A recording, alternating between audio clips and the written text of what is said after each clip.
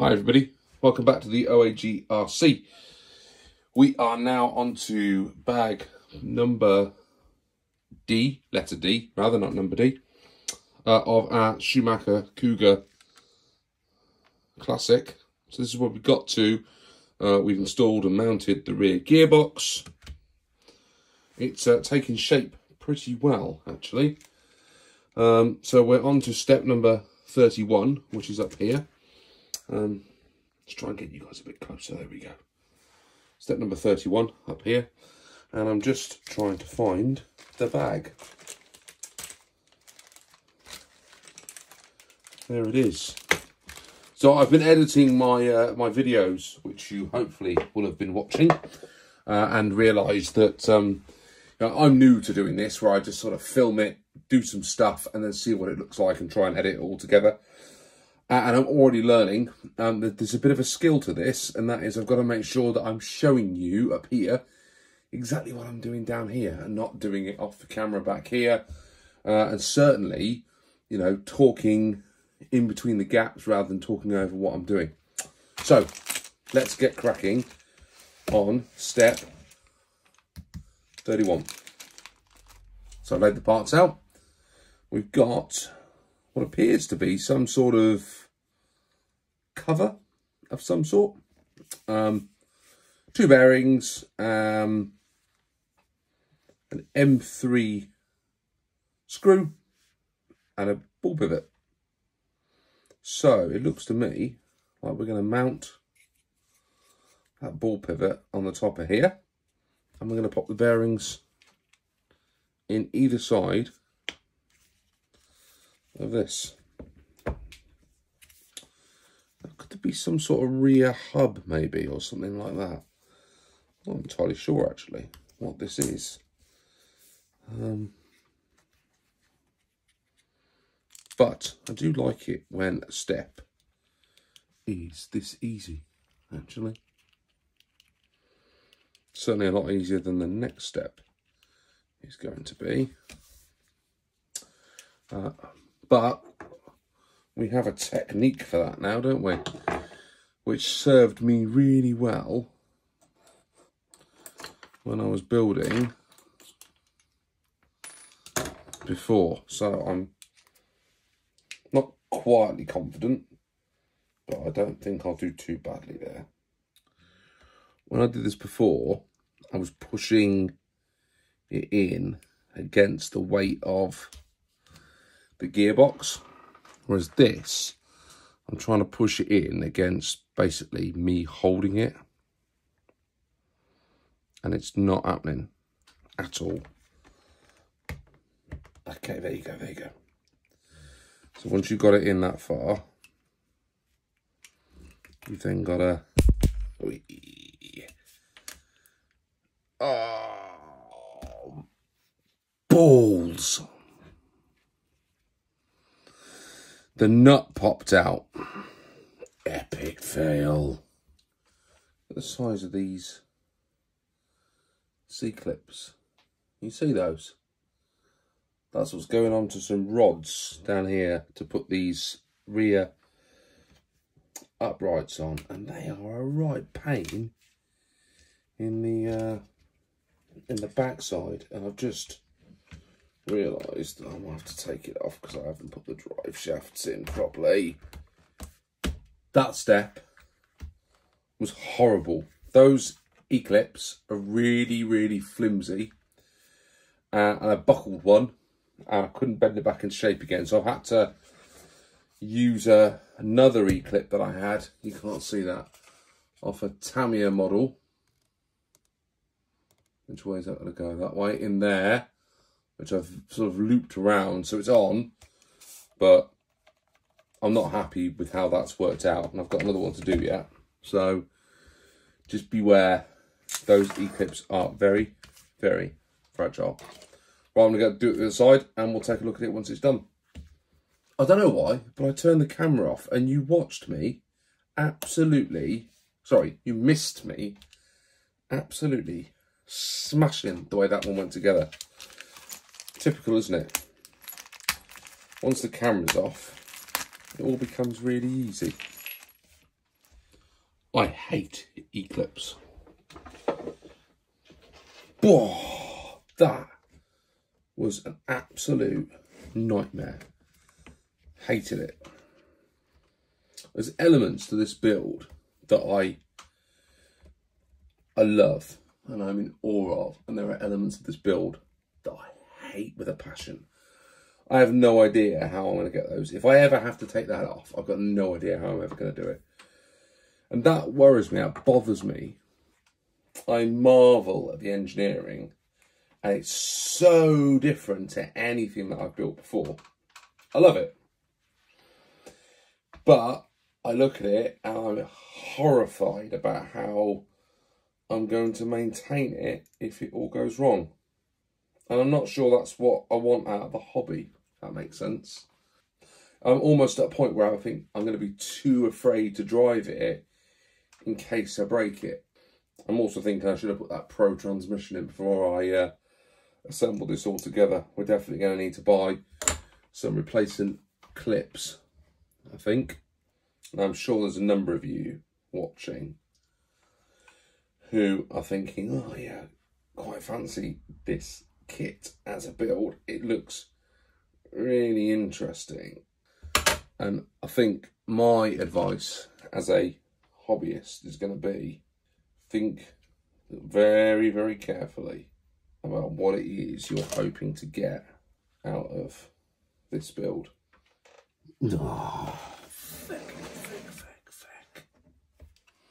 Both times the first E-clip has gone on perfectly. The second one has bent and buckled as I've put it on. They are not going to hold. They are going to fall off. I mean, look at all those screws in there, look. All those screws down the side. You can see my dodgy E-clips down the bottom there. You know, I just don't think they're going to hold.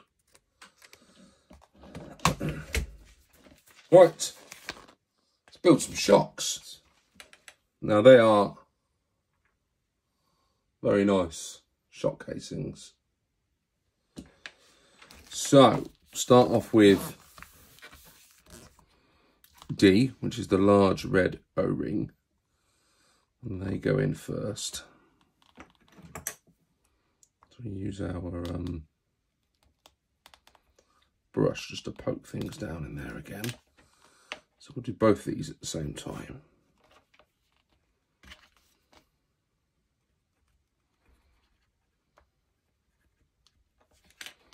Okay, that's those in. Then we know which way around the circlip fits. I'll worry about that in a minute. Right, so those are in. Then we need these bits going in that way.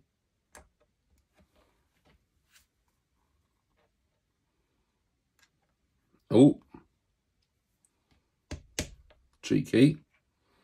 Oh, we do need an A in there. Okay, so that's fine. So they go in next. Then they have an A washer in each.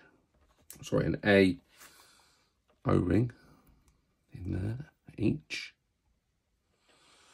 Then they have B. B. Black washer. Why have I only got one of those?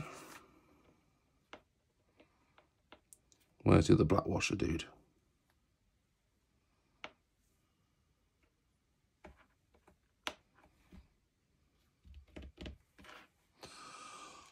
I have only got one black washer.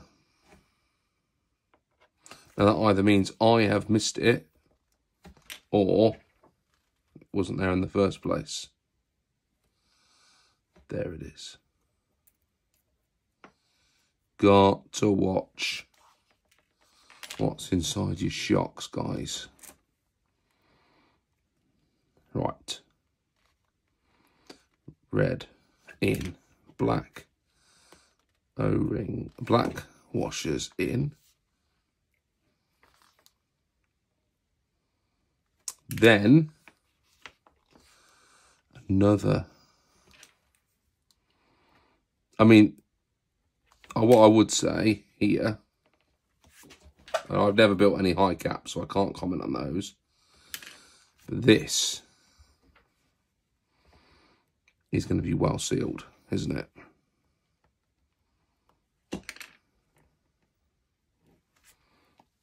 Bang. Look at that.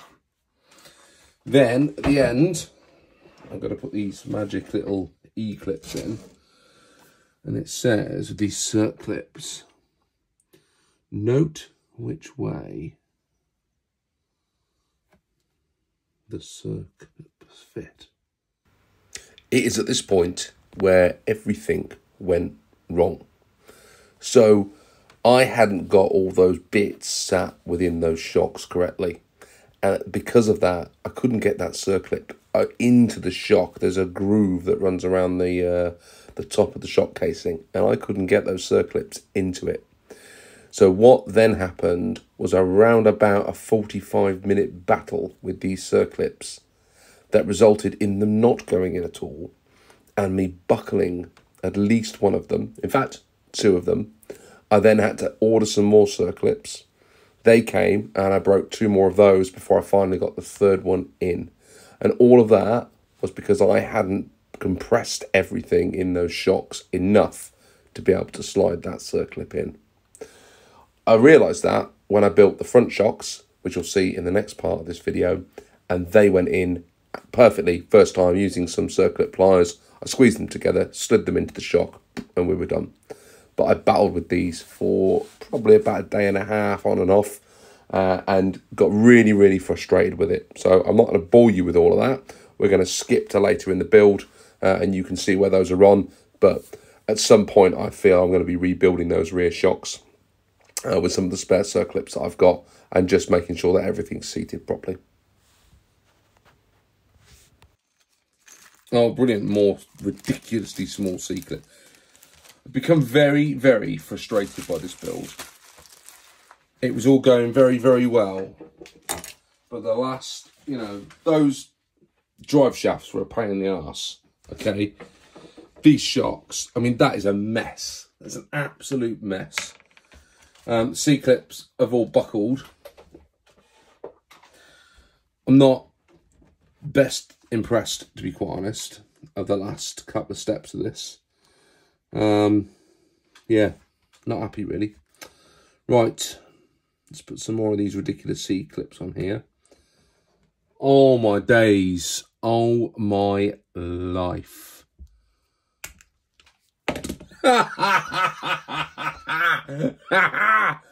Oh my god. Oh my god. And that, ladies and gentlemen, is the end of our Cougar build. Look at the state of that. It's a new day, and I have calmed down after my fiasco of the other day. I've also been able to pick up a few extra bits and pieces. Because I had reached the end of my tether building the shocks the other day. If you remember, I bent the circlip that goes in here. I've scratched up all the top of the other shock. And then I realised, after doing a little bit of research online, there's an easier way of doing this. So, apparently, there's something called a circlip plier, which has, if I open this up to show you, so these groovy tools have got little points on the end there that allow us to crimp together and open up those circlips. If only I'd known about these before. So that should make putting it back onto the shock a lot easier. I've also got myself some more circlips because of the one that I broke. And I also picked up some more E-clips because we broke one of these. So that gives me some spares in case it goes. And I also bought myself an E-clip tool. So you put your E-clip in here, and then you use that to push it down into whatever it is you're trying to put your E-clip into. I thought for a couple of quid, why not? Try and make my life a lot easier. And then I also bought, I'd read online somewhere, as soon as I was putting an order in, I thought, well, I might as well just buy the bits and bobs that I need. Because when you're paying the shipping once, right, you think, well, might as well make the most of it. I bought this, when I unboxed it, unbag it. The Ultimate Friction Eliminator. Now, apparently, you put a bit of that on your bearings, and they are super cool. And it goes exactly where you want it to, apparently. So I grabbed that because I thought, we'll give it a bash. Put on some bearings and see what happens.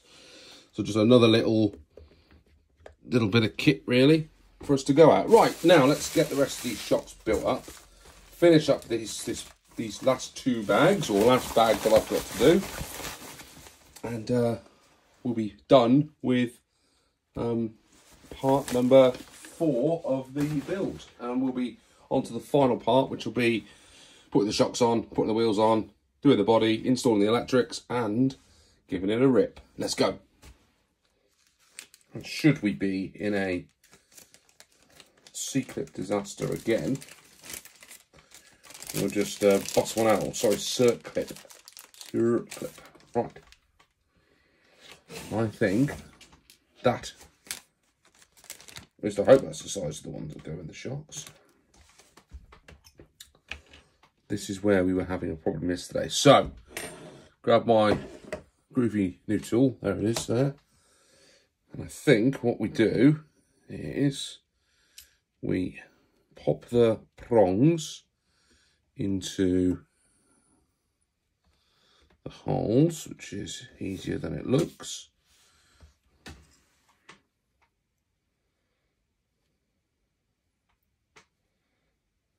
Yep, into the holes.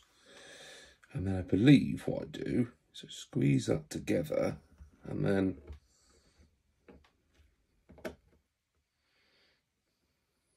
it still doesn't work.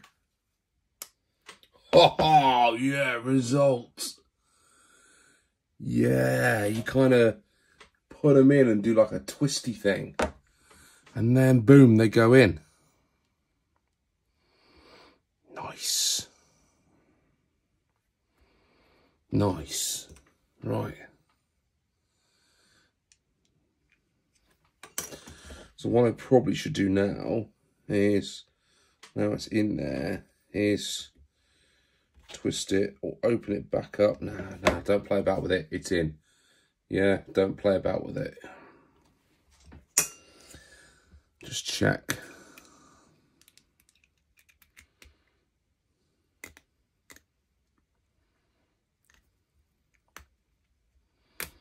Now, there's the bloody problem now. We did it. We did it. We did it. We've made some shocks. Right. Let's get the bottom bit on.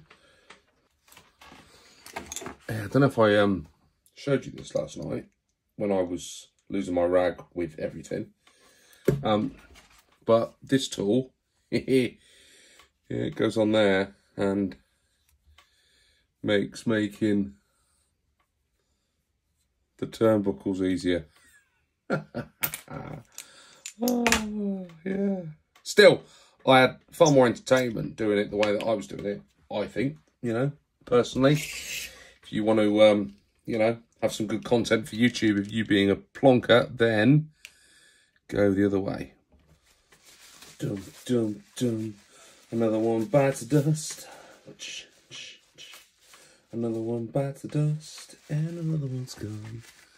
Another one bites the dust. Hey, I'm gonna get you too. Another one bites the dust. That is where we've got to. We've got some shocks. They are the most frustrating thing that I have done in making any RC anywhere. They're lovely. They're absolutely lovely. They're lovely machined. They're brilliant. I'm sure there is a technique for getting those circlips in that I just don't know how to do. If I learn how to do it before I finish this up, I'll let you all know how to do it properly. But they are fundamentally hard work, and even now I haven't got them properly done. I mean, if you look at this one here, I don't know if you can see that. I've sort of rammed that circlip in there, and the ends of it are sticking out. That concludes where we've got to. So I'm just going to screw that on there so I don't knock anything over. I'm going to push all the gazillion tools that I've got here out of the way. I'm going to leave the shocks there for a second. I'm going to bring this in over here. I'm going to hang the shocks on the top of there for now because I haven't got the hardware to actually put them on yet. So I'll just hang them on there for a second. But, you know, that is where we've got to. So we've got the drive shafts in and those huge axle, or I don't know, what are they? Bearing holders at the side, sort of rear uprights. We've got the shocks made. We've got the mount on there for the rear wing. The gearbox is all done. Not done anything else at the front, but you know, we're rocking and rolling and we're making some progress here, but it is slow progress.